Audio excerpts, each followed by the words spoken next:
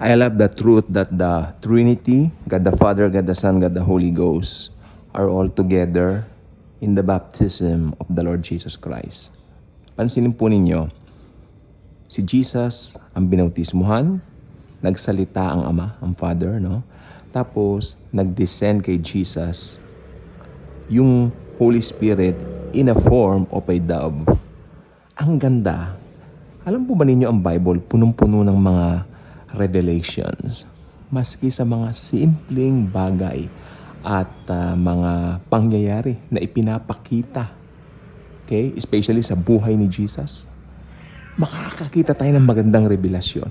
Ano ang magandang revelation dito sa pagbabautismo sa mahal na Panginoong Hesukristo? Makikita po natin, God is working sa buhay natin. God the Father, God the Son, God the Holy Spirit. Ang ganda. You just have to realize kung gaano ka makapangyarihan ang Panginoon. Okay? Maski nung na-born again po tayo, nakakilala tayo kay Jesus. We believe in Him when we trust Him, when we put our faith in Him in everything, you know? At tayo po iniligtas niya. Nag-work po ang Trinity. Okay?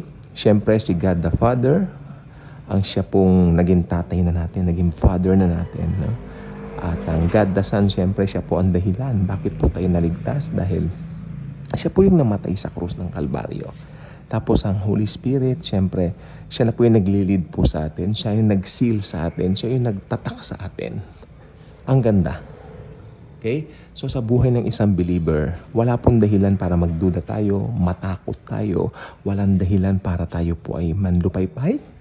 Especially kung may mga pangit na nangyayari sa buhay. Ako po ngayon, medyo pangit ang pakiramdam ko. Yung bang nanghahapo ako, pagod ako, feeling ko pagod ako. I mean, you know what? Nararanasan ko po to pag mainit ang panahon. Okay? Siguro dala ng pagiging asthmatic ko. Ganun po. Pero hindi ako natatakot. Alam ko in every way, God the Father, God the Son, God the Holy Spirit is working in me through the Lord Jesus Christ. So, pag alam po niyo yung katotohanan kung kaano ito kadakila, okay? The Trinity working in me, wow, that's amazing. That's amazing. So, it's something that we really need to explore daily through reading His Word, the Bible. If you don't read the Bible, paano mo marirealize itong mga itong, wow, so great, astounding revelations coming from Him? Okay? If you don't open His Word, remember, Jesus is the God of gods, no? God of the universe, God of the Milky Way, God of the galaxy. So, if you just, wow, I cannot contain the word to express or to explain yung katotohanan na the Trinity is living in me.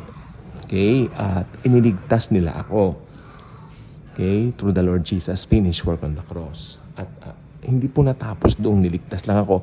Pinagaling pa lahat ng karamdaman ko. Yan, tulad nga po yung pagiging asthmatic ko, kung naman itong mga naramdaman ko ito, magaling na po ito. Then bakit po may mga ganito? Abay, syempre may ganyan lang po, pero it doesn't follow na hindi ka na magaling.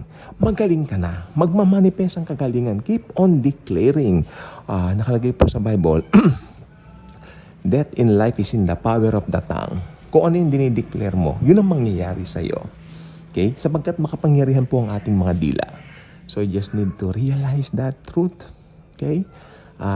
Sapagkat ang Bible po, nandyan na po yan eh. You just have to declare the truths para mangyari sa buhay mo. Yung mga ninanais mo at mga dinidesire mo sa buhay mo. Actually, bilang believer, I don't think na magdidesire ka ng pangit. Bilang Kristiyano, bilang born again Christian, imposible magdesire ka ng pangit. You always desire the best things in life because do not limit Jesus. When, you know what? When we ask things sa Kanya, i-ask na natin yung the best. Jesus is God of gods. The God of the universe, the God of the Milky Way, the God of the galaxy. The Trinity working in us. Don't you realize that? I mean, the truth. Okay? At gaano ba katindihan? Well, matindi. No? So, it's something that we really need to realize. Hey, we are believers. Mga believers po tayo, hindi po tayo katulad ng mundo. Huwag tayong maiinggit sa mga unbelievers. Sampal yan sa mukha ng Panginoong Hesukristo. We should really put our faith and trust in Him, dahil yan po ang dapat. Subscribe ka na rito, share the video, share Jesus, at share mo ang pag-ibig niya sa ating lahat. Thank you, and Jesus truly loves us all.